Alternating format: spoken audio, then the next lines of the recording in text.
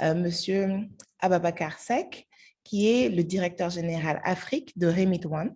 Il est en charge du recrutement des clients tels que les banques centrales, les opérateurs de transfert de fonds, les sociétés de télécommunications qui veulent utiliser leurs différentes solutions.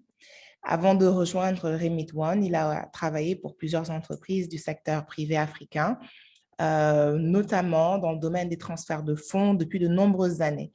Il a été directeur financier, puis directeur général de Money Express SA, un acteur africain de premier plan qu'on connaît ici pendant plusieurs années. Il a été également PDG de Connect Africa Payments et de Rainbow Ltd. Alors, d'après M. Seck, l'un des plus grands défis actuels en Afrique, c'est l'inopérabilité des plateformes monétaires mobiles. La croissance de l'argent mobile en Afrique a été énorme, je le cite, sans une telle expérience ailleurs, mais le potentiel est toujours retenu en raison de cette question et le manque d'acteurs importants dans les écosystèmes. Alors, Monsieur Ababakar, bonsoir, merci d'être là. Et ça va être un plaisir de vous entendre dans ce panel. Juste confirmez-moi, Monsieur Seck, que vous m'entendez et que vous êtes là. Bonjour, Madame Toulé. Effectivement, je vous entends bien. Parfait. Alors, je m'en vais tout de suite présenter Monsieur Iba Fall, notre second panéliste. Monsieur Fall est expérimenté en gestion de risque de crédit, des revenus et des placements. Il a fondé plusieurs entreprises dans divers domaines, donc industrie des boissons, services professionnels, télécommunications, etc. Et il se passionne pour les PME africaines, notamment en raison de leur potentiel à perturber des secteurs entiers de l'économie. C'est lui qui nous le dit. Au cours des dernières années, M. Fall a été consultant auprès d'investisseurs étrangers, désireux d'établir une présence, de trouver des partenaires locaux ou encore de faire croître leurs entreprises en Afrique de l'Ouest. Avant de se joindre à Invest in Africa, il était gestionnaire pays pour Viamo, qui est l'ex-Voto Mobile, une société de technologie canadienne. M. Fall est titulaire d'un MBA en finance de la Thunderbird School of Global Management et d'un BBA de l'Université de Reims en France. Il est également vérificateur principal certifié des systèmes de gestion. Alors, je vais maintenant demander à M. Fall de confirmer qu'il est là. C'est un plaisir de vous avoir avec nous, M. Fall. Oui, bonjour Madame Touré, je suis bien là. Bonjour à tout le monde. Vous m'entendez bien? Parfaitement, merci beaucoup, M. Fall. Merci. Je vais présenter à présent M. Sidignan, notre troisième panéliste. M. Sidignan est basé à Dakar depuis 2018. Il est en charge du portefeuille sénégalais des fonds IPAE 1 et IPAE 2. Il a rejoint l'équipe en septembre 2014, d'abord à Paris, avant de s'installer à Ouagadougou, pour y lancer le premier bureau d'IEP au Burkina Faso, comme je vous le disais. En 2018, il devient le responsable du bureau de Dakar. Avant de rejoindre IEP, Sidi a travaillé en tant qu'analyste investissement à Amétis Finance, un fonds d'investissement dédié à l'Afrique. Monsieur Nian est diplômé de Supélec et de Sciences Po Paris, un master en finance et stratégie. Il est de nationalité sénégalaise. Il a vécu également en Suède et en France avant de s'installer au Burkina. Donc, Monsieur Sidignan, merci d'être là. C'est un plaisir de pouvoir aujourd'hui partager ce panel avec vous. Je vais vous demander d'ouvrir votre micro pour confirmer que vous nous entendez bien et dire bonjour à tout le monde. Bonjour à tous, désolé du retard et merci beaucoup de la présentation, Madame Touré. Je suis bien là. C'est avec grand plaisir, Monsieur Nian. Alors, à présent, nous allons parler de Monsieur Aziz Seni. Monsieur Aziz Seni, qui est notre quatrième panéliste. En 2000, il s'inspire de l'idée des taxis brousse pour créer Alliance Transport et Accompagnement, société de taxis collectifs. Alors, cette dernière est mise en liquidation judiciaire le 21 juillet 2016. En 2005, en collaboration avec le journaliste Jean-Marc Pitt, il publie L'ascenseur social est en panne, j'ai pris l'escalier, un livre qui a été préfacé par Claude Bébéard. En 2007, il a lancé la Business Angels des cités, fonds d'investissement consacré au développement économique des banlieues. En 2009, la société de gestion Business Angels des cités, gérant les fonds BAC 1 et BAC 2, éradiés du registre du commerce, Impact Partners, nouvelle société de gestion, est créée le 21 novembre 2008 et reprend la gestion de ces fonds. En novembre 2010, en collaboration avec la journaliste économique Catherine Bernard, il publie « Montre ton bise », les 10 commandements de l'entrepreneur des cités. En 2013, il crée l'École des découvertes, une association recrutant des jeunes qui sont issus de milieux défavorisés afin de les former en alternance au métier de l'informatique. Et la même année, il est classé 63e leader économique français dans la catégorie des dirigeants de moins de 40 ans par le Figaro Magazine. En 2015, avec Jean-Marc Pitt, il publie L'ascenseur social, je vous l'ai dit, qui avait été préfacé par Jean-Louis Borloo. L'ascenseur social est toujours en panne, il y a du monde dans l'escalier cette fois-ci. Les droits d'auteur sont reversés à une association de soutien aux femmes en difficulté. En mai 2007, il a créé à Dakar C'est mon taxi, un opérateur de micro-leasing en Afrique francophone dont le but est de former et de financer sans apport ni caution des entrepreneurs taxis afin qu'ils deviennent propriétaires de leurs outils de travail. Monsieur Aziz Seni, merci d'être avec nous. C'est un plaisir de vous recevoir dans ce panel. Je vous laisse ouvrir votre micro et confirmer que vous êtes là et dire bonjour à tout le monde. Bonjour, je suis là et la lecture de la fiche Wikipédia que vous avez faite, la lecture est parfaite, mais il y a quelques erreurs, mais ce n'est pas grave. L'essentiel était là. Alors, vous aurez le plaisir de nous dire quels sont les éléments qu'on a omis ou éventuellement, ou qui ne sont pas corrects éventuellement. Merci beaucoup, Monsieur Aziz Seni. Enfin, on a Monsieur Afi Barry, à qui je vais demander d'ouvrir son micro dès maintenant pour se présenter lui-même devant tous nos autres panélistes, mais aussi nos 57 même participants. Monsieur Afi Barry. Bonjour à tous, je m'appelle Afi Barry, je suis directeur commercial Afrique francophone pour ASA Finance, une société dont on aura l'occasion de parler tout au long de ce webinaire, car je pense que nous offrons des solutions intéressantes aux problématiques que nous nous posons aujourd'hui. Pour ma part, je suis un entrepreneur africain, enfin, c'est comme ça que j'ai commencé ma carrière au Sénégal avec une plateforme mobile et d'échanges communautaires. J'ai ensuite fait de la communication, j'ai fait de la distribution, j'ai vendu de l'IoT, Internet of Things. J'ai fait mes études aux États-Unis où j'ai eu un MBA en entrepreneuriat, financement des nouvelles structures et en stratégie. Je suis rentré ensuite au Sénégal où j'ai travaillé pour une société de la place qui s'appelle InTouch, une fintech à grosse croissance, pour ensuite rejoindre ASA en octobre 2020. Donc, je viens d'arriver dans la boîte. Je m'occupe pour ASA du développement commercial en Afrique francophone et au Ghana. C'est un plaisir de vous accueillir tous ici. J'aimerais juste aussi vous dire que les caméras sont ouvertes, donc les panélistes peuvent dès à présent utiliser leur caméra. Merci beaucoup, Monsieur Barry. Donc, on va inviter les panélistes à activer leur caméra et je vais montrer l'exemple. Voilà. Bonjour, rebonjour à tous, panélistes et participants. Nous sommes partis pour à présent environ 50 minutes. On est là jusqu'à 17 h ensemble.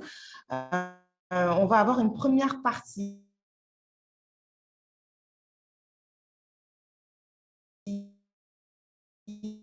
de discussion autour de, on ouvrira une quinzaine de minutes, une vingtaine de minutes peut-être, de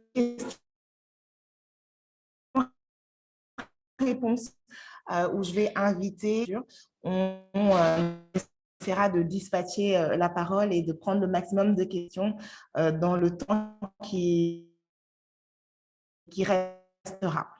Alors, ensuite, qui va être dirigé vers M. Sidignan.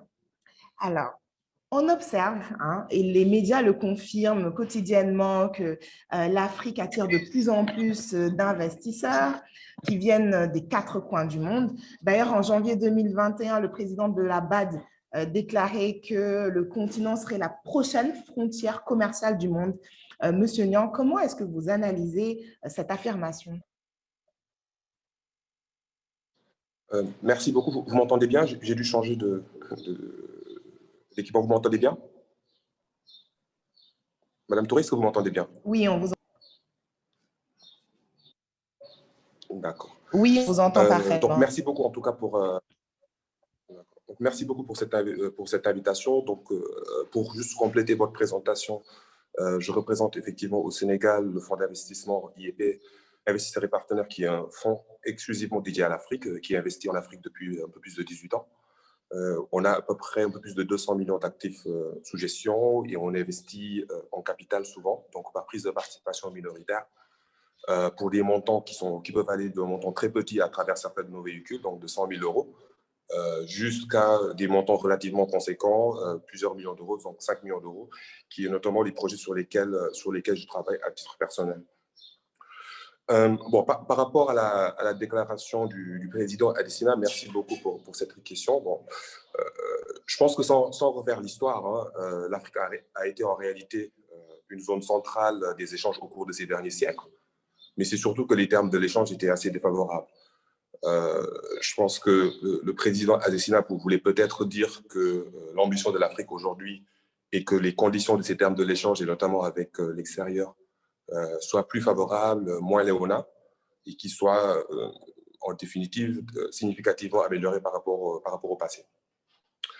Donc, on a toujours eu des investisseurs en réalité qui viennent des quatre coins du monde en Afrique. C'est surtout que depuis récemment, là ça c'est vrai, on attire de plus en plus des capitaux de nature à favoriser un développement local, en opposition à ce qui se passait dans le passé, qui était davantage un investissement pour extraire de la main-d'œuvre ou des matières premières. Donc aujourd'hui, on a ces deux types d'investissements qui continuent à subsister. Donc il y a toujours des investissements qui sont de nature à extraire les matières premières. On a beaucoup de main-d'œuvre, en tout cas du personnel qualifié qui est aujourd'hui à l'étranger. Je parle bien sûr de la diaspora, je vais y revenir. Et puis, on a de plus en plus d'acteurs qui sont pour une croissance, qui sont pour un développement local. Donc, notamment, nous, ce qu'on fait chez IEP, on investit dans les économies, dans de l'investissement productif, dans les investissements qui créent des emplois, avec des emplois pérennes, avec une volonté évidemment pour nous de gagner de l'argent, mais de laisser lors de nos sorties de l'investissement, en fait, de laisser des emplois qui sont cruciaux pour un peu le développement de cette Afrique qu'on aime tous, mais aussi pour aller dans le sens du président Adesina, du président Laval. Donc, bon, je pense que, juste pour peut-être rentrer un peu plus sur le détail, moi, je pense qu'aujourd'hui, il y a effectivement un enthousiasme, mais il y a des challenges. Donc, je vais essayer de commencer peut-être par les sujets d'enthousiasme, et les challenges, c'est souvent les choses sur lesquelles les gens ne sont pas forcément d'accord. Moi, je pense que l'enthousiasme, aujourd'hui, on est à une époque où il y a quand même une relative bonne gouvernance partout dans tous les pays, même si on a des épisodes de recul épisodique de cette bonne gouvernance. On a aujourd'hui une population qui est de plus en plus et de mieux en mieux éduquée et en bonne santé, ce qui est crucial pour favoriser un investissement productif sur le plan local et favoriser les échanges. La croissance démographique, donc on parle toujours de la démographie de l'Afrique, je pense que c'est une bénédiction, mais en même temps, ça peut être une malédiction, et je vais y revenir quand je parlerai des challenges. Et puis, on a évidemment depuis quelques années des infrastructures de meilleure qualité, une meilleure connectivité Internet, et en somme, il y a beaucoup d'indicateurs qui font qu'aujourd'hui, l'Afrique peut davantage rééquilibrer un peu les termes de l'échange, avoir un développement, avoir des investissements qui seront productifs sur le plan local et favoriser aussi un marché interne. Il y a le marché interne, des échanges intra-africains qui sont de plus en plus grandissants, même si initialement, vous savez, les routes, les infrastructures n'ont pas été construites pour qu'il y ait ces échanges internes. Donc, on a déjà des difficultés aujourd'hui sur le plan des infrastructures à favoriser ces échanges internes. Les challenges, donc pour moi, tout ça, donc il y a beaucoup, donc tout ça, c'est des points positifs, et je vais peut-être parler des challenges qui sont peut-être des sujets qui peuvent être un peu plus à débat aujourd'hui. Et on a des challenges. Donc, Monsieur Adesina a parlé de l'Afrique comme d'un tout. En réalité, il y a une Afrique à plusieurs vitesses. Le Maghreb et l'Afrique du Sud sont très différentes de l'Afrique subsaharienne. L'Afrique anglophone est très différente de l'Afrique francophone. L'Afrique francophone est aujourd'hui de manière évidente à la traîne. Il n'y a pas forcément le cadre des affaires adéquat, des dispositifs fiscaux qui sont forcément optimaux pour réaliser l'investissement. Je pense que l'un des challenges, c'est aussi le fait de pouvoir faire de meilleurs partenariats avec l'extérieur qui prennent en compte la nécessité d'avoir une croissance inclusive, qui ait une fiscalité adaptée, parce qu'aujourd'hui, il y a quand même une fiscalité qui me semble inadaptée par rapport aux capitaux extérieurs, et de la part de ces partenaires extérieurs, qui ait aussi un engagement réel pour favoriser une croissance locale. Et ça requiert de la volonté politique, et je pense que ça dépasse même le cadre de ce débat. Et puis, je pense qu'il est nécessaire, effectivement, aussi d'avoir, pour que cette prophétie de M. Adesina se réalise, qu'on ait davantage d'éducation et de santé. Et j'en appelle aussi, peut-être qu'il y a des gens de la diaspora qui sont aujourd'hui au bout du fil. On a besoin de vous. Et puis dernièrement, dernier point, c'est peut-être aussi une diminution de la corruption. Et quand je parle de corruption, moi, je parle plus de la corruption internationale qui a des impacts à très long terme sur nos pays, qui enrichissent forcément ceux qui sont corrompus sur le moment, mais qui à très long terme ont des impacts très négatifs. Je parle quand on signe des contrats léonins sur des projets d'infrastructure, que ce soit des concessions partout ou autre, hein, avec des contrats qui sont évidemment qui sont défavorables. Ça ne participe pas à la croissance de l'Afrique qu'on attend. Et ça contribue forcément à un certain manque de démocratie parce que ça renforce les pouvoirs en place. Donc, merci, je vais m'en arrêter là. Merci beaucoup, Monsieur Niang. C'est très, très clair et ça permet justement de camper le débat et la discussion. Vous parliez tout de suite d'une Afrique à plusieurs vitesses. J'ai envie maintenant de me retourner vers Monsieur Ibata. On a parlé d'Afrique anglophone, d'Afrique francophone et justement de l'état d'avancement dans ces différentes parties. Aujourd'hui, ce qui nous intéresse, c'est l'UMOA, donc cette zone de l'Union économique et monétaire ouest-africaine. Aujourd'hui, comment est-ce que dans cette zone-là, aujourd'hui, on peut dire que les pays se positionnent concrètement face à ces perspectives? Merci beaucoup, Madame Touré, pour la question. Bonjour à tout le monde. Donc, c'est Iba Fall. Hein. Je suis le Country Manager d'Invest in Africa. Et donc, juste brièvement, Invest in Africa, c'est une organisation, c'est une initiative du secteur privé qui est spécialisée dans le contenu local.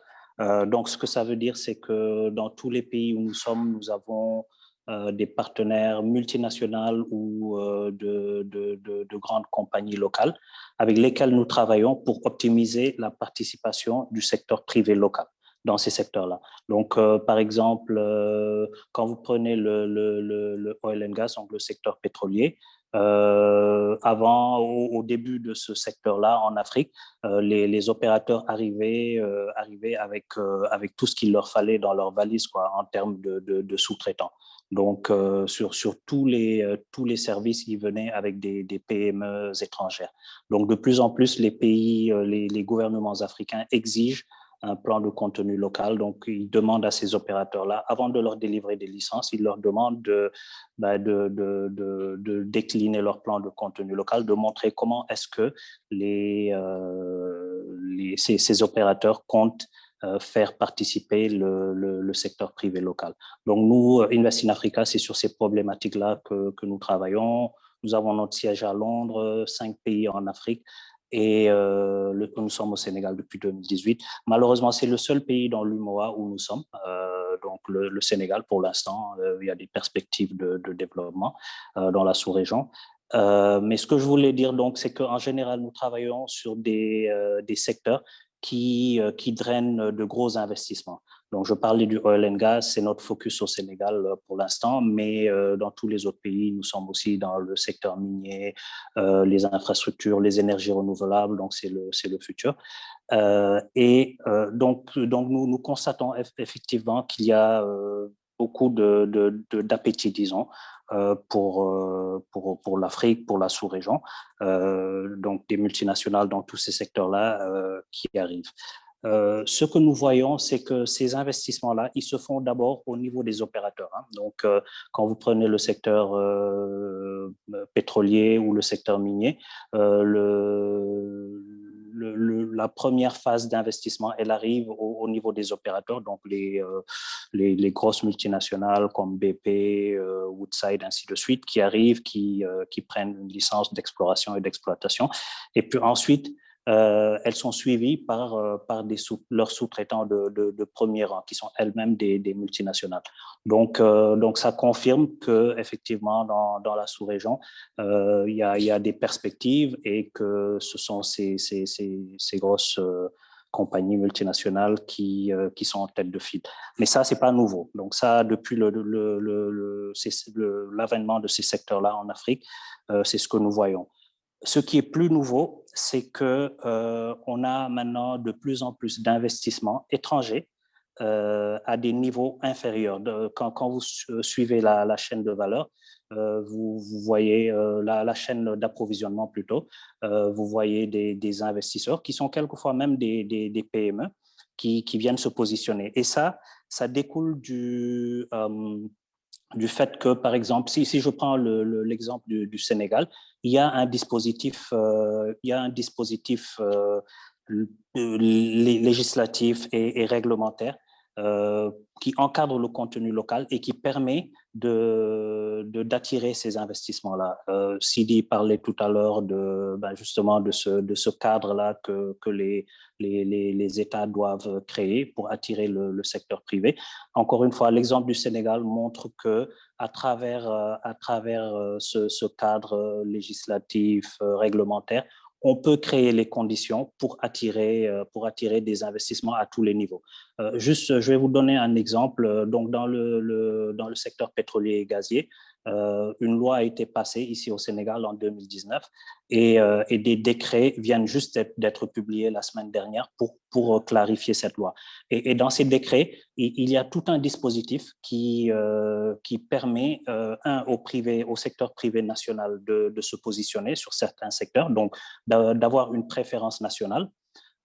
Et derrière de créer les conditions pour que ce secteur privé national-là puisse s'associer avec des investisseurs étrangers qui viennent, eux, avec l'expertise, l'historique dans le secteur, les certifications qu'il faut pour pouvoir ensemble aller chercher des marchés. Évidemment, la préférence nationale, c'est très, très dangereux. Il faut faire attention. Il y a des abus, il y a des effets pervers. Mais je pense que quand c'est bien géré, ça peut être un moyen de booster les investissements, mais aussi le secteur privé national. Et puis finalement, ce que nous constatons aussi, c'est que dans ces secteurs-là, il y a de l'investissement intra-africain. Et ça je trouve que je pense que c'est très bien. C'est-à-dire, nous, ici, dans notre travail au quotidien, autour du contenu local et pour le secteur pétrolier et gazier, nous voyons des compagnies ghanéennes, des compagnies ivoiriennes qui sont quelquefois que des PME, mais qui ont vu qu'il y avait des opportunités, qui ont pu se positionner dans leur pays et qui viennent apporter leur savoir-faire et aussi viennent chercher des opportunités au Sénégal. Donc voilà, ma perspective, malheureusement, c'est limité un peu au Sénégal puisque c'est le seul pays où nous sommes présents pour l'instant dans la zone UMOA, mais je pense que les mêmes conditions, les mêmes choses se retrouvent dans les autres pays de la zone. Alors, peut-être que d'ici à la partie Q&A, nos autres panélistes auront l'occasion de renforcer un peu par rapport aux autres pays de la zone UEMOA. Merci beaucoup, Monsieur Fall.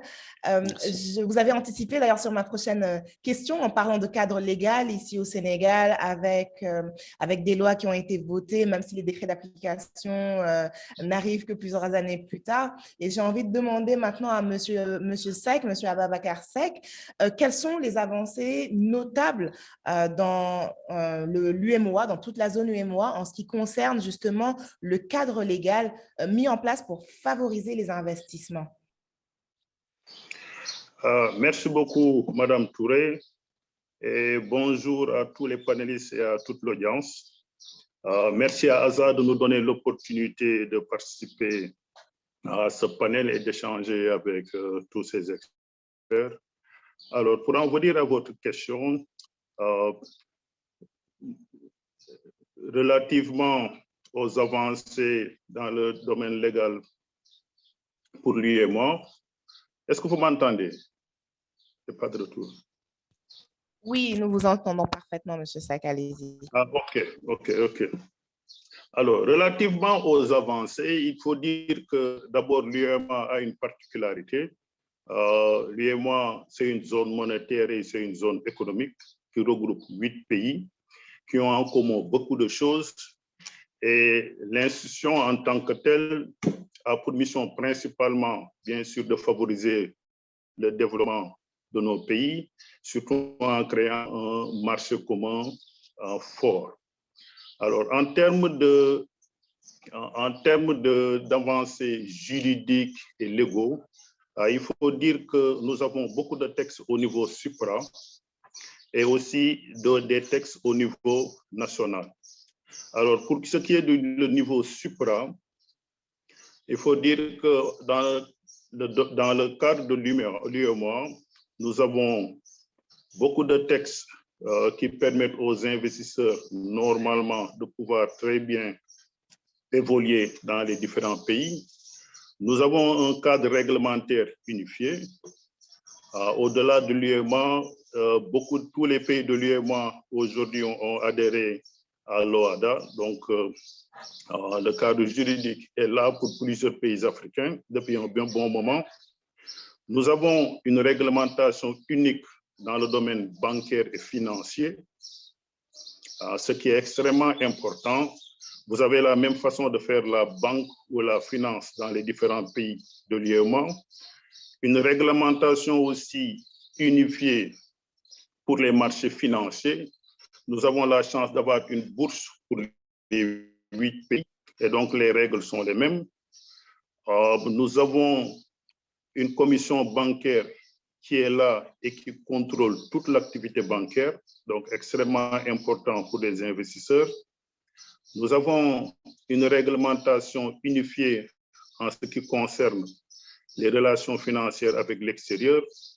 Vous savez que l'UEMOA, c'est une zone monétaire, nous partageons tous la même monnaie, la même politique monétaire, etc. Et donc la réglementation par rapport au change est la même. Nous avons une réglementation unique aussi pour tout ce qui concerne les systèmes de paiement. Et c'est extrêmement important, ce qui permet à cette activité de beaucoup se développer.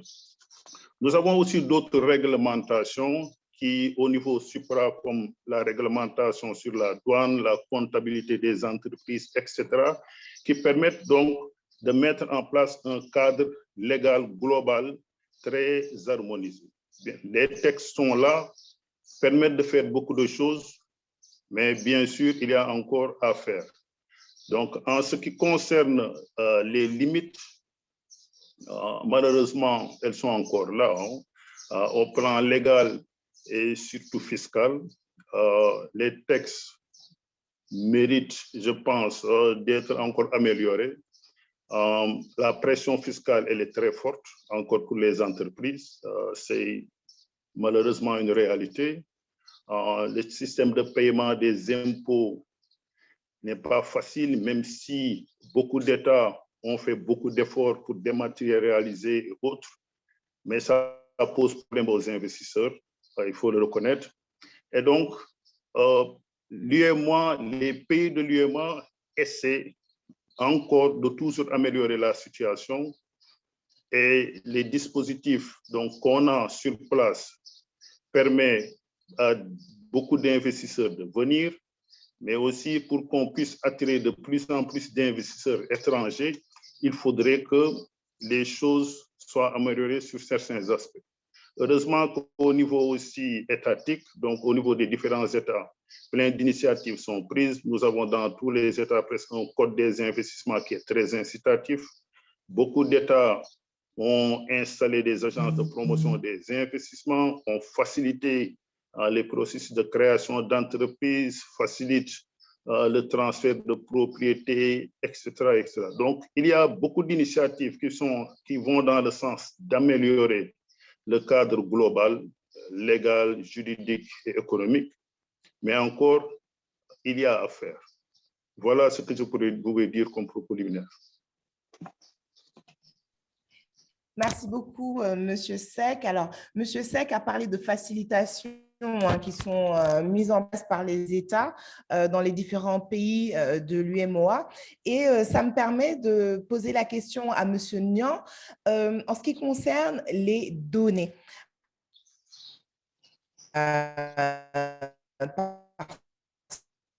Ça aussi, on sait que c'est très important à des données fiables dans les milieux financiers et économiques. D'accord, bon, effectivement, sur le fait, pour un investisseur, en tout cas pour un investisseur comme nous, c'est quelque chose d'important d'avoir des données fiables, même si ce n'est pas forcément le seul critère et on pourra y revenir. Donc, je dirais effectivement peut-être que par rapport à d'autres économies, on a davantage de centralisation des données. Parce que quand on fait une étude de marché en Europe, il y a des boîtes spécialisées dedans. Aux États-Unis, c'est pareil. En Asie, pareil, parce qu'il y a il y a suffisamment de monde et le marché est suffisamment grand en réalité pour que des gens se spécialisent sur ça, sur la recherche de ces données-là. Donc, je dirais, il y a effectivement peut-être plus de challenges là-dessus, mais nous, en ce qui nous concerne chez IEP, on arrive à le faire en étant sur le terrain. En réalité, la manière de pouvoir contrecarrer le fait qu'on ne puisse pas avoir ces données, c'est d'être sur le terrain, multiplier les sources, faire ces diligences. Donc, moi, je dirais, voilà, pour répondre simplement à la question, je dirais que les données sont là. Les données sont là et on peut y accéder. Maintenant, peut-être que vous avez une autre question, Corollaire.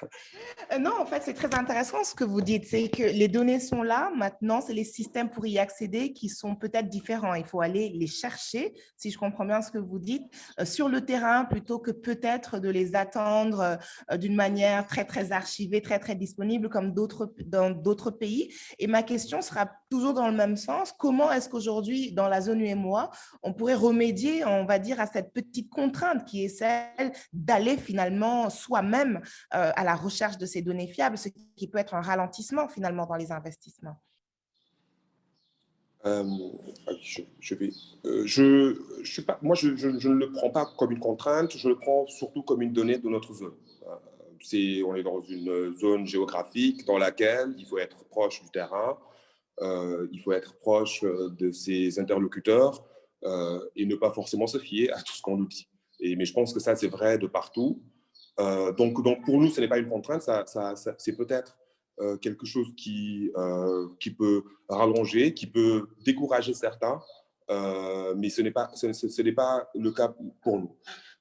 En réalité, alors, je pense que ça peut être peut-être le cas pour des institutions financières telles que les banques, voilà, qui peuvent parfois, en tout cas, qui prennent cette raison pour dire qu'en fait, elles ont des difficultés peut-être à financer l'économie réelle.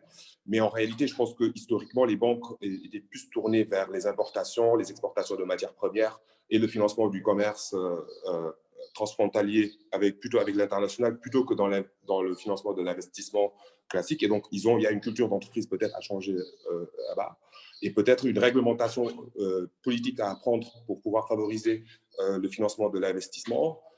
Au niveau de nos sociétés d'assurance, aujourd'hui, les sociétés d'assurance investissent quasi exclusivement dans des obligations d'État et dans de l'immobilier. Les obligations d'État, ça a fini par ruisseler normalement dans l'économie par les investissements de l'État, mais dans d'autres géographies, on voit des assurances qui peuvent investir, qui peuvent investir dans beaucoup de secteurs différents. Et ça, c'est extrêmement important. Il faut que l'argent puisse circuler au sein d'une certaine zone plusieurs fois avant qu'on puisse voir un développement économique. S'il y a une transaction dans laquelle l'argent vient et ressort avec bénéfice, en réalité, le peuple, ceux qui sont restés sur le plan local n'en profitent pas tant que ça. Je ne sais pas si j'ai répondu à votre question, j'ai un peu dévié le sujet. Oui, parfaitement. Non, parfaitement, vous répondez à la question et vous dites que ce n'est pas une contrainte, c'est une particularité. Il faut se faire à cette réalité-là et trouver des solutions qui ressemblent à notre écosystème, à nos pays. Et je pense que c'est un discours qu'on peut entendre. On en discutera dans la partie questions et réponses tout à l'heure. J'invite encore Madame une fois… Touré ? Oui. Excusez-moi, oui. Donc, si je peux juste rajouter juste un point. C'est que, oui, donc en général, hein, pas seulement autour de la finance, En Afrique, je pense qu'il y a quand même un problème de collecte de données, collecte et organisation des données pour toutes les entreprises, pour le secteur public également. Donc, juste un appel aux entrepreneurs de se pencher dessus. Moi, comme vous disiez dans la présentation, j'étais country manager d'une autre compagnie avant de rejoindre Invest in Africa, qui a une plateforme qui fait que ça, qui fait de la collecte de données en langue locale et qui travaille plus pour des clients comme la Banque mondiale, le système des Nations Unies. Mais voilà, donc juste un appel aux entrepreneurs. Je pense que c'est un secteur où il y a encore beaucoup à faire pour collecter et organiser les données. Mais sinon, je suis d'accord avec Sidi que l'Afrique a ses particularités et il faut les prendre en compte quand on vient investir ici, quoi. Et donc, comme il dit, être sur le terrain, proche des entreprises pour bien les comprendre au-delà des chiffres qu'on nous présente. Absolument. Merci beaucoup, Monsieur Fall. Alors, Monsieur Niang, tout à l'heure le disait, il faut que l'argent circule. Et pour que l'argent circule, il faut des solutions technologiques éventuellement. On en voit de plus en plus ici. Ma prochaine question est pour Monsieur Afibari. Quelles sont aujourd'hui les solutions technologiques qui existent pour aider à ce que l'argent circule et pour répondre à ces contraintes de délai, par exemple, ou de coûts de transfert dont beaucoup de personnes peuvent se plaindre? Monsieur Barry. D'accord. Merci pour cette question. Je vais me permettre de prendre un peu de recul déjà parce que pour parler de solutions, il faut parler de problèmes. Donc je vais diviser votre question en deux et répondre à chaque fois. Déjà, on a parlé des données et je pense que c'est quelque chose qui est assez intéressant à regarder. Il y a certes des données, mais ce n'est pas tout le monde qui s'y intéresse de la même façon. C'est-à-dire que pour un entrepreneur, vous regardez des données et vous en faites tout de suite ce qu'on appelle en anglais un USP ou un avantage compétitif. Vous l'utilisez pour innover. Il y a pour d'autres personnes l'utilisation de données comme justification. Donc les banques, par exemple, vont dire eh bien, nous, on ne peut pas prêter parce qu'on ne sait pas toute l'activité que fait une certaine personne, ce qu'elle paye, ce qu'elle ne paye pas, elle a emprunté dans le secteur informel, elle a remboursé, elle n'a pas remboursé, on ne sait pas. Donc ça, c'est une prise de position. Donc oui, il y a des données qui sont là, elles sont disponibles. Chacun peut utiliser une stratégie pour aller les chercher. Il y a de plus en plus de startups qui proposent ces données. Je pense notamment à une société qui s'appelle ADN Corp, qui fait un excellent travail autour de la collecte des données, son agrégation et de sa redistribution auprès des gens qui peuvent en avoir besoin. Donc ça, sur la donnée, il y a déjà des solutions, ou en tout cas des débuts de solutions. Pour tout entrepreneur, il faut penser que cette donnée, elle a une valeur pour certains et pas pour d'autres. Donc, il faut bien réfléchir au modèle qu'un entrepreneur peut mettre en place pour distribuer cette donnée. Ensuite, en termes d'infrastructures financières, le problème qui se pose, à mon avis, dans l'investissement dans la zone UMOA, c'est le problème de liquidité. Et quand je parle de liquidité, je ne parle pas du cash, hein, je parle de la liquidité d'une entreprise. C'est-à-dire que nous sommes dans un secteur économique, pour un investisseur, par exemple, lorsqu'il achète une entreprise, il souhaiterait pouvoir la revendre. On a parlé un peu plus tôt de la BRVM, la Bourse régionale des valeurs mobilières. C'est pas la bourse la plus liquide du monde. Vous allez essayer d'acheter des actions à la Sonatel, ça va être extrêmement compliqué. Vous allez essayer de souscrire à une introduction en bourse, ça prend des mois et des mois et ça ne marche pas.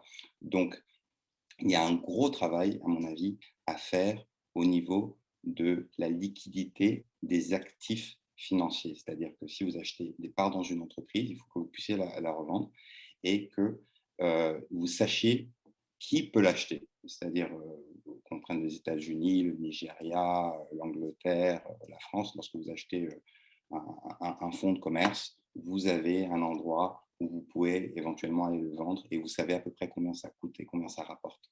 Donc, information plus liquidité des actifs financiers, ça nous donnera, à mon avis, une plus grande attractivité en termes de destination pour l'investissement international.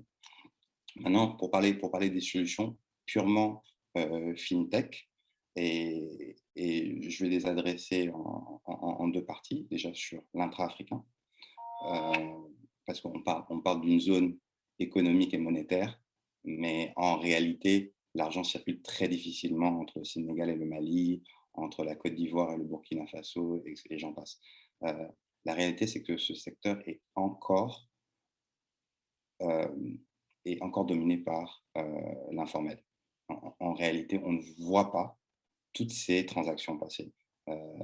Je pense que parmi tous nos panélistes et notre audience, on a tous des exemples de gens qui donnent de l'argent dans une enveloppe et qui font traverser une frontière à travers un taxi, ou qui utilisent des moyens un peu différents au marché noir, en faisant de la compensation au téléphone entre deux marchands, un au Mali, l'autre au Sénégal, etc.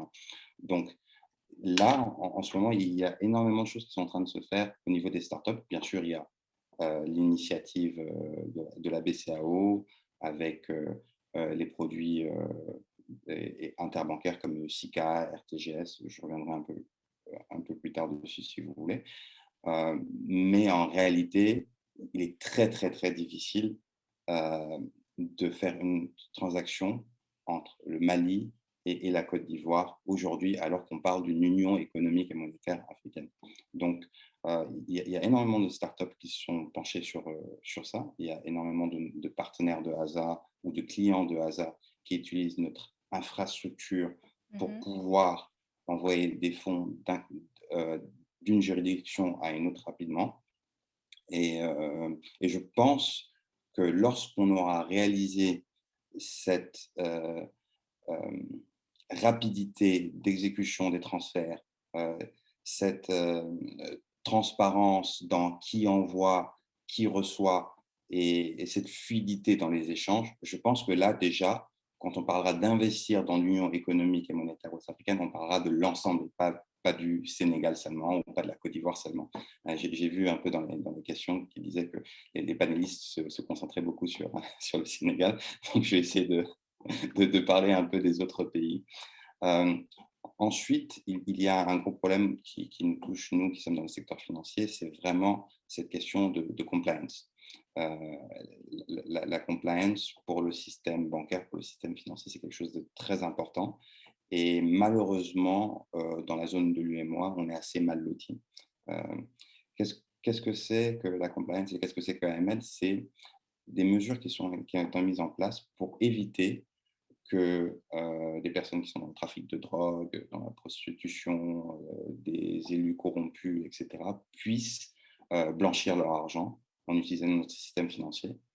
Et à date, il y a des règles qui viennent très souvent des pays de l'Ouest, avec les États-Unis qui sont en général les leaders dans ce qui est demandé en termes d'AML. Mais en Afrique, on est assez en retard. Je parle de ça, là, de l'Afrique en général, et en Afrique de l'Ouest, un peu plus. Donc, on a ce système monétaire qui parle d'une intégration régionale, mais si vous montrez à un douanier ivoirien un passeport malien, il ne saura pas forcément si c'est un vrai ou si c'est un faux. Il ne saura pas déterminer et identifier la personne qui fait la transaction. Et de fait, nous avons pas mal de risques structurels au niveau de la compliance. Et là encore, c'est un des grands chantiers de Hasa qui essaye, autant que faire se peut, de bien identifier toutes les personnes qui sont au départ des transactions et de bien identifier les personnes qui sont les bénéficiaires ultimes de ces transactions-là. Donc, pour reprendre, donc, il y a plusieurs niveaux de réponse et plusieurs solutions aux très nombreux challenges auxquels nous faisons face. Donc, principalement, à quelles solutions lesquelles on peut retenir, nous qui ne sommes pas forcément du secteur des finances, mais si on devait repartir aujourd'hui avec ces idées de solutions auxquelles peut-être demain on aimerait faire appel, lesquelles ce seraient? Absolument. Donc, je vous dirais qu'il faut absolument... Excusez-moi, juste pour être sûr, vous parlez du point de vue d'investisseur ou du point de vue d'un entrepreneur? Eh bien, donnez-moi les deux, les solutions pour les investisseurs et les entrepreneurs, parce que parmi nos 77 participants, je suis sûre qu'il y a un peu des deux. D'accord. Donc, pour les investisseurs, il est très important de comprendre la fiscalité et le milieu dans lequel vous investissez. Si vous investissez dans la zone UMOA, ne pensez pas tout de suite que vous allez investir dans une zone économique et monétaire ouest-africaine. Ce n'est pas encore le cas. Il va falloir vous armer si vous voulez adresser tout le marché avec des solutions de trésorerie. Donc, je vais prêcher pour ma paroisse qui est ASA. Nous disposons de ces solutions de trésorerie qui permettent à des investisseurs de rapatrier les bénéfices du Mali vers le Burkina pour être utilisés à des fins d'achat pour la Côte d'Ivoire, par exemple. Donc, munissez-vous de ces outils de trésorerie-là, puisque en réalité, ce qui est promis, c'est transactions immédiates, instantanées, mais si vous n'avez pas des partenaires comme ASA qui ont réussi à trouver des solutions innovantes pour faire des compensations rapides, eh bien c'est assez compliqué. Au niveau des entrepreneurs, ce que je conseillerais, c'est vraiment d'essayer de se rapprocher autant que faire se peut d'entreprises qui proposent des dashboards et de la business intelligence. Pourquoi? Parce que ça permet de donner de la visibilité à d'autres investisseurs. La réalité est que la plupart des investisseurs qui sont intéressés par les startups et même beaucoup de PME africaines viendront de l'extérieur. Donc, ils ont besoin de comprendre votre activité et il faut donc se munir de tous ces outils qui peuvent donner une visibilité à l'extérieur, à quelqu'un qui ne comprend pas forcément le marché, et leur dire voilà ce qui est en train de se passer, voilà là où nous allons, et voilà les informations sur le marché, et voici notre potentiel. Donc, dans un cas, si vous êtes des investisseurs, n'hésitez pas à vous rapprocher de nous. Je pense que mon équipe a laissé des messages à gauche, à droite, pour que vous puissiez nous contacter si vous voulez investir en Afrique et si vous avez besoin d'une solution de trésorerie unifiée. Pour les entrepreneurs, n'hésitez pas à nous contacter aussi. Je suis sûr qu'on peut vous mettre en rapport avec des gens qui proposent de la business intelligence. Alors, ils peuvent nous écrire s'il y en a qui sont intéressés dans la partie Q&A. Et puis, notre collaboratrice Lydia est en train de vous laisser les contacts pour ça. Alors, le temps passe trop vite. Il me reste à peine une dizaine de minutes. J'ai encore une dernière question avant d'ouvrir la partie donc discussion. Encore une fois, les participants peuvent envoyer leurs questions directement dans la partie Q&A et on essaiera d'en adresser le maximum dans le temps qu'il va nous rester. Ma dernière question est pour Monsieur Aziz Seni. Monsieur Seni, on a beaucoup parlé justement de fluidité des transactions financières. On a parlé de nouvelles solutions technologiques par rapport à des problèmes, des réalités qui sont là. Et je voudrais vous poser la question relative à la réglementation de la sécurité de ces transactions, parce que ça aussi, c'est extrêmement important. Donc, on a les transactions traditionnelles et les transactions qui aujourd'hui sont soutenues par les plateformes digitales. Est-ce qu'elles sont soumises aux mêmes lois et réglementations? Qu'est-ce qu'il faut retenir ici? Alors, c'est votre question, mais je vais vous donner ma réponse parce que je pense que M. Afibari et l'organisation ASA Finance est beaucoup plus pointu et sera beaucoup plus pointu sur une réponse à une telle question.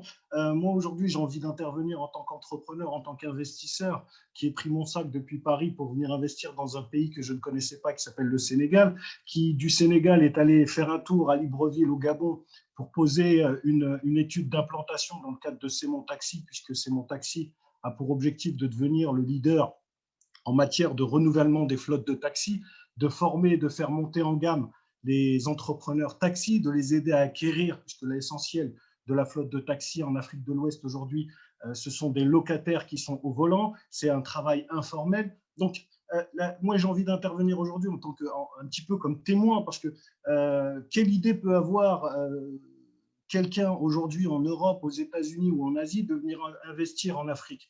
L'investissement, c'est d'abord une question de confiance. Est-ce que quand je prends mon sac et je parle essentiellement là à travers le prisme de l'investisseur en matière de TPE et de PME, les logiques de grands groupes, c'est encore autre chose.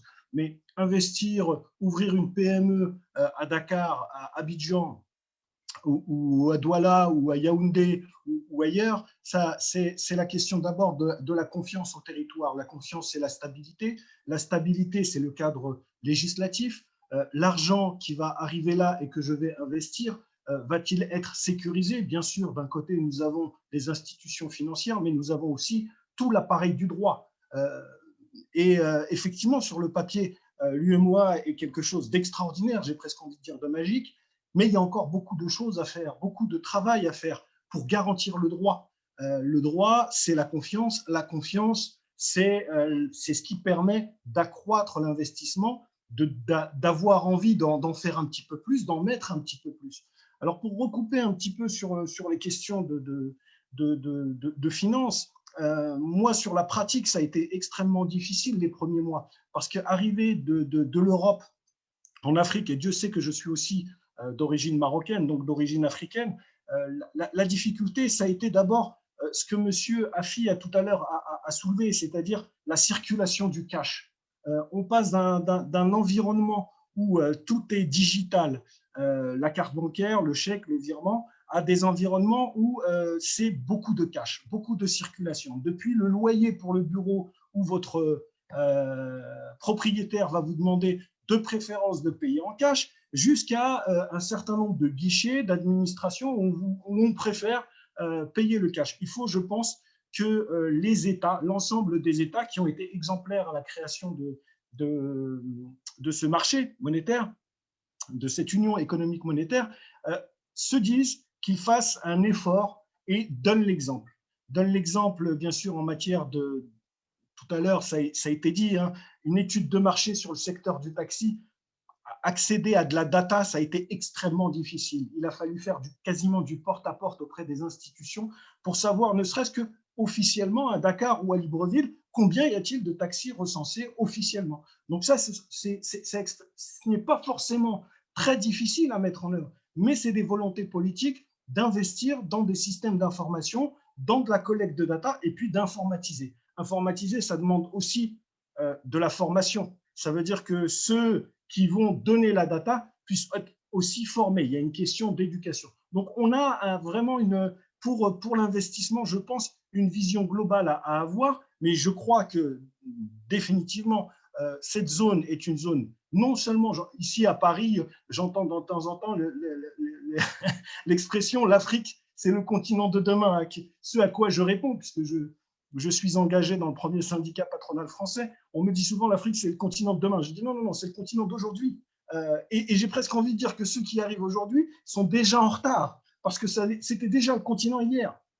Et que les leviers de croissance sont là-bas, peut-être avec des approches différentes. Moi, en tant qu'investisseur, je suis heureux d'être là, mais c'est vrai qu'en matière d'adaptation, ce que je regrette aussi parfois, responsable de PME, on n'a pas l'habitude et peut-être pas les moyens de se payer les Big Four pour mener des études de marché, des études d'implantation ou se faire accompagner par un cabinet fiduciaire bien structuré pour vous aider.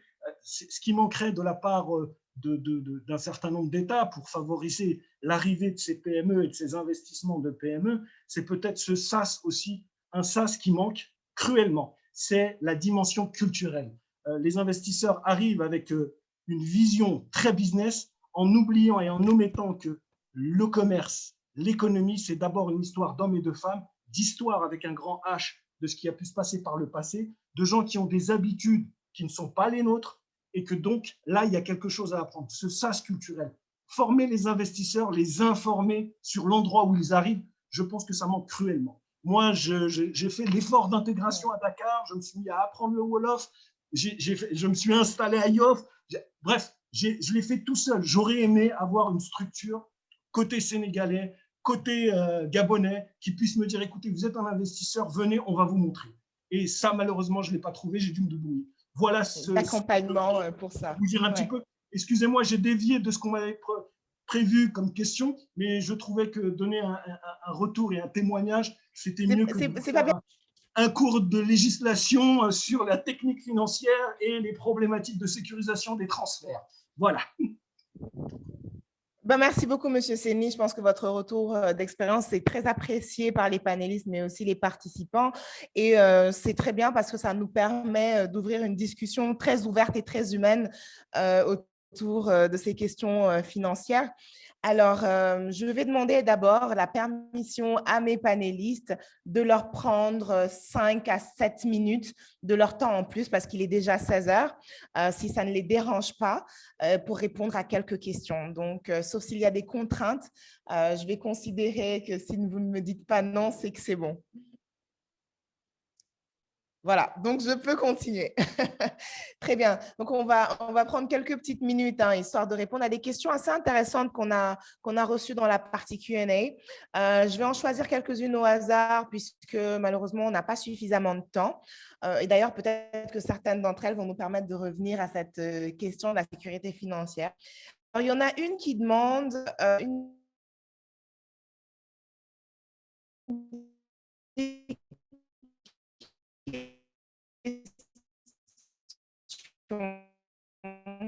Alors, juste le temps que je retrouve. Voilà. Quel serait l'enjeu? Alors, c'est général, les généraux des impôts des États de l'UEMOA et de même pour le système douanier. Est-ce qu'il y aurait un véritable enjeu là-dedans? Alors, cette question-là, qui a envie de la prendre ou à qui je la dirige? Sinon, allez, on y va. Monsieur Ababakar. Excusez-moi, j'ai loupé la première partie. Alors, la question de ce monsieur depuis Bamako, c'est de savoir quels seraient les enjeux si aujourd'hui, dans la zone UEMOA, on pensait à uniformiser les codes généraux des impôts et des systèmes douaniers, par exemple, une uniformisation en fait totale de ces systèmes-là. Oui, ce n'est pas une mince affaire, c'est ce sur quoi l'UEMOA, en tant qu'institution supranationale, travaille pour avoir une même réglementation douanière. Mais vous savez aussi que la douane, les États sont très jaloux de leurs prérogatives. Avoir un système harmonisé serait la meilleure des choses. OK? Pouvoir faire des affaires entre nos pays, je pense que c'est la priorité. On veut bien attirer des investisseurs, mais avoir des investisseurs locaux ou bien sous-régionaux, ça peut nous apporter beaucoup de choses. Et dans le cadre de la douane, je sais que des initiatives sont prises dans beaucoup d'États. Aujourd'hui, on dématérialise les processus. On en est même arrivé à commencer à faire des paiements aujourd'hui presque électroniques, ce qui est une avancée extraordinaire au niveau de nos administrations. Bien sûr, il y a toujours matière pour améliorer et avancer.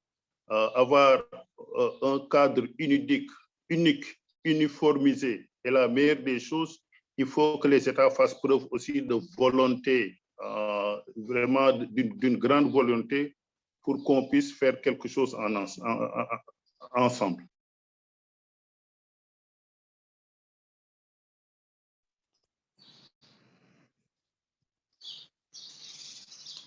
Allô, allô? What the heck is that? Vous êtes en mute, Madame Corée. C'est bon? Merci. Oui, parfait. Merci, Monsieur Seck. Je vais prendre une deuxième question ici que je vais adresser à Monsieur Niang ou à Monsieur Fall. Les données que l'on arrive à recevoir d'entreprises qui collectent des données ou éventuellement même sur le terrain, est-ce qu'elles reflètent réellement la situation économique, demande-t-il, dans la zone? Est-ce qu'elles ne sont pas biaisées par les instabilités politiques qui parfois plongent et les sociétés et les banques dans une certaine peur des investisseurs étrangers? Voilà un peu comment il a liblé sa question. Monsieur Niang, Monsieur Fall? Iba, je te laisse y aller d'abord. D'accord, ok. Merci pour la question. Moi, je dirais que oui, les données, si on les reçoit d'une seule source, elles sont forcément orientées, et ça, je pense que c'est pas spécifique à l'Afrique, hein. Comme on dit, les statistiques, les données, on peut leur faire dire tout ce qu'on veut. Donc, effectivement, mais l'enjeu, je pense que c'est de pouvoir recouper plusieurs sources et de cette manière arriver à voilà, quelque chose qui ressemblerait le plus à la réalité. Mais oui, ça, c'est un problème en Afrique de savoir est-ce que, d'abord, est-ce qu'on a assez de données pour pouvoir baser une analyse ou une stratégie dessus, et également, est-ce que ces données-là sont fiables. Un exemple, c'est par exemple les BIC, les bureaux d'information, c'est les Credit Reference Bureau. Désolé, je ne retrouve plus le nom en français, mais voilà, donc c'est des bureaux d'information et de crédit. Voilà, merci, Monsieur Seck. Voilà, donc ça, ça fait partie du dispositif pour permettre aux banques, notamment, comme disait Sidi, de gérer le risque, de savoir qui est ce client qui se présente devant nous, quel est son historique, est-ce qu'il a des engagements ailleurs, est-ce qu'il les a bien respectés. Et malheureusement, ces BIC-là, ils ne marchent pas très bien parce qu'il y a encore tous les acteurs qui devraient contribuer à la base de données qui traînent un peu les pieds parce que bon, elles ne veulent pas partager leurs informations, elles pensent que ça les expose. Enfin, il y a certainement d'autres problèmes. Mais en tout cas, voilà, je pense que oui, les données, elles peuvent ne pas être fiables, mais il y a des moyens de recouper tout ça, d'aller à plusieurs sources et après d'arriver à quelque chose qui est assez proche de la réalité. Pour peut-être un peu compléter, pour moi, encore une fois, le sujet de données n'est pas central. C'est peut-être un sujet qui est plus important, c'est le système juridique qui est en place. Le fait, qu'est-ce qui se passe quand on donne des données qui sont fausses. Je pense, et qu'il y ait des sanctions qui soient mises en place. Le fait de pouvoir avoir un système juridique, comme le disait Aziz Seni tout à l'heure, avoir un système légal qui soit efficace. Par contre, je voudrais un peu revenir sur la question et les mots qui sont utilisés dans cette question. Je trouve que la frilosité qui s'installe, on va dire, chez les investisseurs européens, ça, c'est leur perception. Le risque qu'ils perçoivent est bien supérieur au risque réel. Et je dirais, du coup, nous, on en pâtit en payant peut-être des taux d'intérêt qui sont plus élevés, mais pour moi, ce n'est pas du tout une frilosité qui est justifiée. Ça peut même peut-être arranger certains à New York ou à Londres d'avoir cette frilosité-là pour appliquer des taux d'intérêt qui sont élevés. Donc, et quand je dis Mamadou Keïta qui pose cette question, j'aurais attendu peut-être que quelqu'un d'autre la pose qu'un Keïta. Et puis, par rapport aux banques, je pense qu'aujourd'hui, les banques, qu'on donne des données ou qu'on ne donne pas de données, elles demandent une garantie. Donc, c'est peut-être ce système-là qu'il faut changer. Aujourd'hui, c'est leur fonctionnement qu'il faut changer plutôt que le fait qu'elles s'appuient sur des données, parce que dans tous les cas, elles ne s'appuient pas forcément sur ces données. Aujourd'hui, n'importe qui va prendre un prêt, les banques vont dire redonnez-moi le bilan, et puis après, quelle que soit l'analyse qu'ils vont en faire, ils vont dire donnez-moi une garantie qui couvre 30% ce prêt. Et c'est ça qui est un frein. C'est le fait de pouvoir de mettre systématiquement ces garanties, systématiquement ces contraintes, systématiquement ces surcoûts sur le consommateur, sur l'emprunteur africain, qui est un frein au financement de l'investissement. Après, les banques diront qu'il y a beaucoup de risques, il y a peu d'impayés, il y a beaucoup d'impayés, mais quand on regarde leur compte de résultat, elles restent très rentables. Donc, je dirais le problème ne se situe pas dans les données, le problème se situe plus dans l'organisation du système. Très bien, merci beaucoup, Monsieur Niang, merci, Monsieur Fall. Alors, malheureusement, le temps qu'on avait est déjà épuisé. On va finir sur une toute dernière question et aller une note de positivité dans tout ça, parce que c'est vrai qu'on a beaucoup parlé des contraintes, des difficultés liées à notre zone UEMOA, aux investissements, autant pour les entrepreneurs que les investisseurs. Mais il y a quand même de belles choses qui se font. Et pour ceux qui, en tout cas, sont déjà en train de travailler, de mettre leur bille, comme on dit, aujourd'hui, il existe quand même des moyens peut-être de faciliter les transactions transfrontalières. Et je vais poser cette dernière question qui va nous permettre de clore ce webinaire à Monsieur Afi Barry en lui demandant aujourd'hui, aujourd'hui, moi, je veux faire des paiements transfrontaliers, qu'est-ce que j'utilise comme système qui est facile, qui est pas cher et qui est sécurisé? Qu'est-ce que vous nous recommandez? On termine là-dessus très rapidement.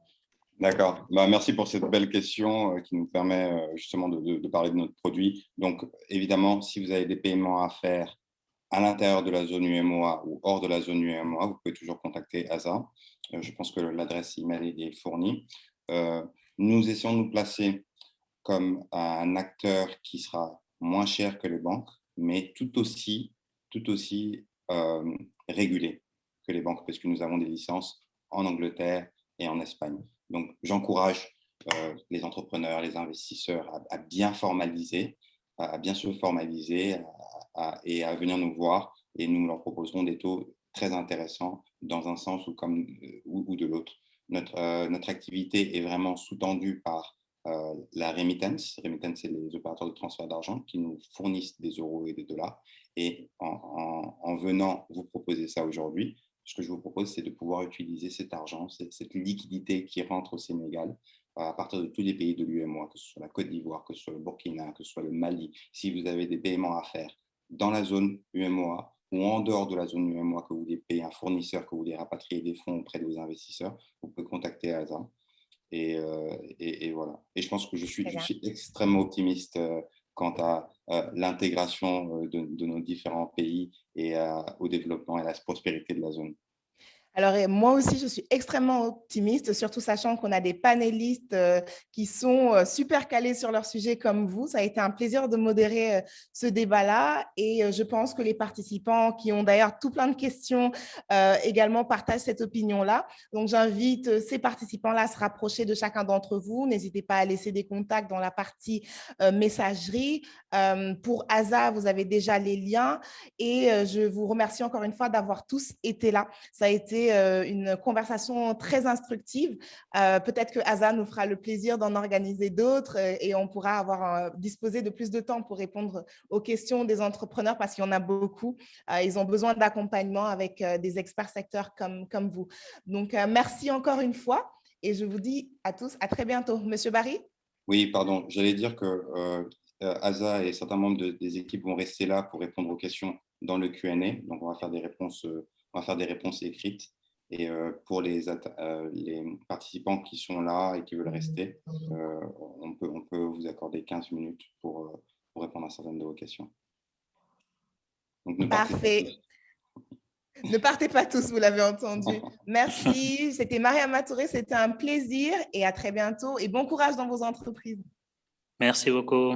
Merci. À bientôt. Au revoir. Merci à tous. À bientôt. Merci beaucoup. À bientôt. Merci beaucoup. Merci. Au revoir.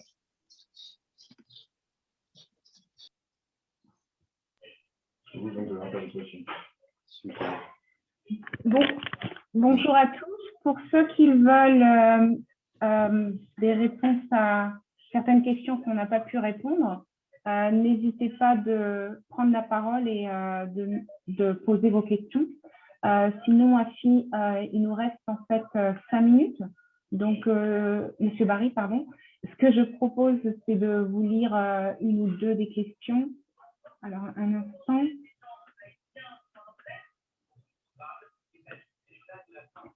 Donc, il y a une question sur comment évaluez-vous la coopération commerciale entre l'Afrique de l'Ouest et l'Afrique du Nord?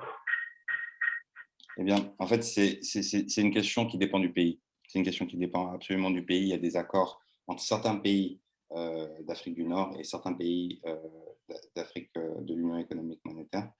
Il y a de très bons liens, notamment entre le Maroc et le Sénégal.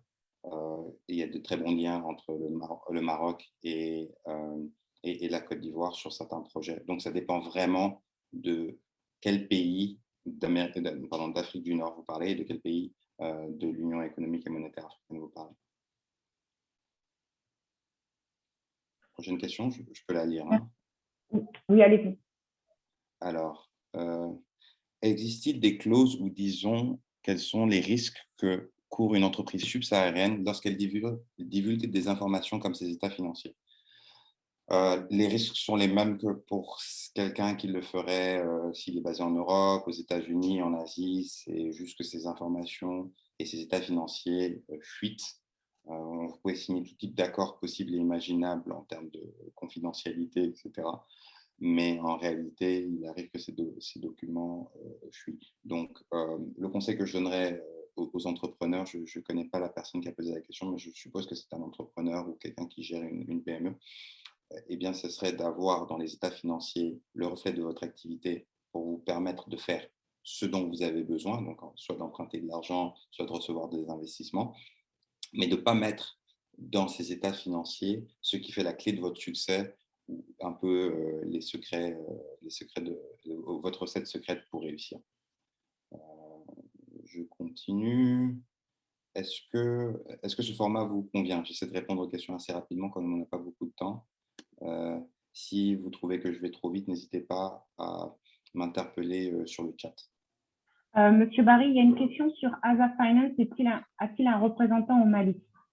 Aza Finance n'a pas de représentant au Mali. Nous sommes au Sénégal et nous servons le Mali à partir du Sénégal. Donc, si vous avez besoin, n'hésitez pas à vous rapprocher de nous, et soit moi-même, soit un membre de notre équipe prendra la tâche avec vous pour comprendre vos besoins et vous servir au mieux. Ensuite, quels sont les critères pour avoir un accès au financement en tant qu'entrepreneur en Afrique? Ça, c'est une énorme question de Kokou Aoudor. Quel type de financement recherchez-vous? Si vous cherchez des financements bancaires type crédit, il vous faut créer de la garantie, c'est-à-dire accumuler suffisamment d'actifs pour pouvoir aller voir la banque et leur dire, voilà, moi, vous me prêtez X millions de francs CFA, en échange, je vous dépose en garantie un terrain, une récolte, etc. Si vous regardez le secteur de l'investissement par equity ou par prise de participation, là, ce qui serait intéressant de voir, c'est vraiment votre croissance et la probabilité pour vous d'être racheté par une autre entreprise. Donc, si vous êtes dans un secteur qui est porteur, que vous grandissez suffisamment vite et que vous pouvez convaincre des investisseurs qu'en vous achetant aujourd'hui en 2021, ils pourront revendre leur participation en 2022-2023 à une grande entreprise ou à un autre fonds d'investissement, eh bien, je pense que vous avez rempli tous les critères pour avoir accès à un financement en Afrique. Il y a une question qui était adressée à M. Sek. Et ensuite, il y a une autre question de Sekou Ongoiba. J'espère que je le prononce bien. Y a-t-il un site où on peut avoir les textes des différents pays de l'Union et moi en matière de l'investissement? Malheureusement, il n'y a pas un seul site. Il y en a plusieurs. Il y en a un pour chacun d'entre eux. Donc, même si l'UEMOA, c'est une union économique et monétaire, donc circulation des biens et des personnes, et c'est censé être homogène dans la réalité en termes d'investissement, en termes de mesures incitatives qui attirent les investisseurs. Chaque pays est très différent. Il y a des endroits où vous avez des zones économiques de préférence, vous avez des endroits où vous n'en avez pas, il y a des endroits, il y a des pays qui favorisent certains types d'investissements, il y a des pays qui favorisent certains types de développement du contenu local, et c'est différent d'un pays à un autre. Donc voilà. Lydia, est-ce que j'ai répondu à toutes les questions? Est-ce qu'il m'en reste d'autres? Oui, il y a juste une question sur... nous sommes en train d'essayer de mettre en place un projet, nous avons besoin de financement, il suffit de nous permettre de nous installer et de recruter. Donc, il y a des panélistes qui essayent de comprendre si Aza fait du financement. Pardon? Il y a des panélistes qui essayent de comprendre si Aza fait du financement ou des prêts. Ah, d'accord, des participants. Oui, non, nous ne faisons pas de financement, nous ne sommes ni banque ni fonds d'investissement. Nous sommes là pour vous aider dans vos transactions financières. Si vous réussissez à lever des fonds, on peut vous aider à rapatrier ces fonds d'Europe vers l'Afrique, d'Afrique vers l'Europe, etc. Mais on ne fait malheureusement pas de financement. Pour ça, il faudrait se rapprocher de M. Nyang, qui lui fait du financement. Il est un des leaders d'ailleurs dans le secteur, Sidi Nyang, qui était tout à l'heure avec nous.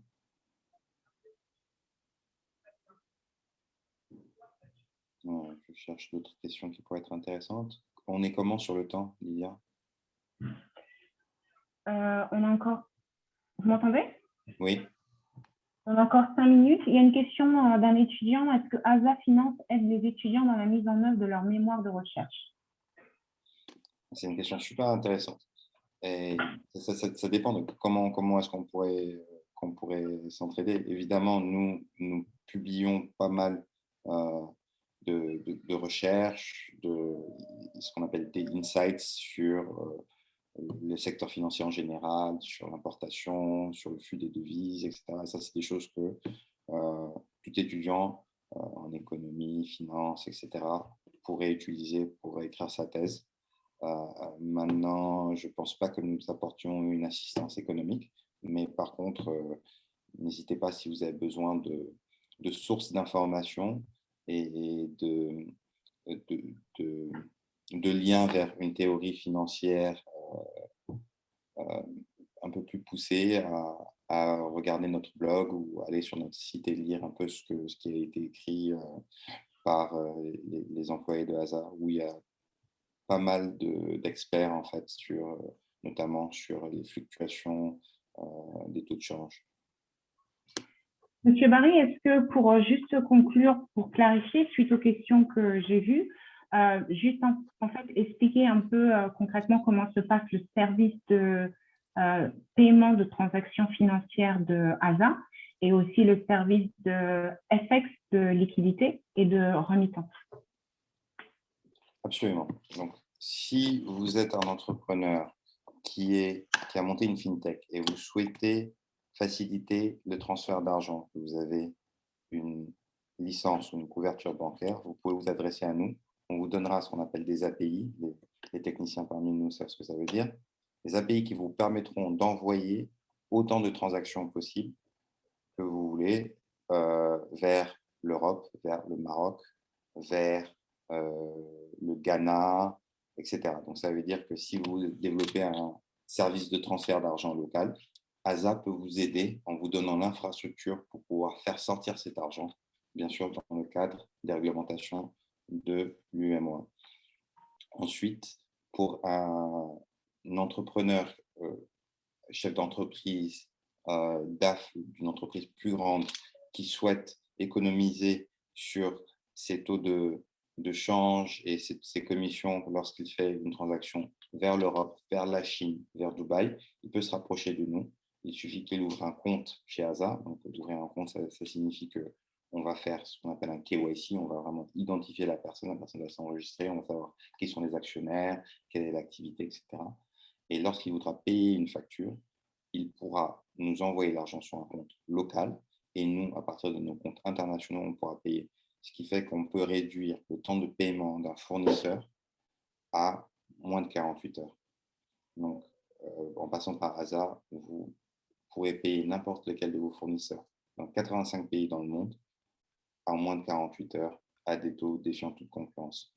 De la même façon, si vous voulez faire un rapatriement, vous êtes un investisseur et que vous voulez faire un rapatriement de vos dividendes en Europe, vous pouvez aussi passer par ASA.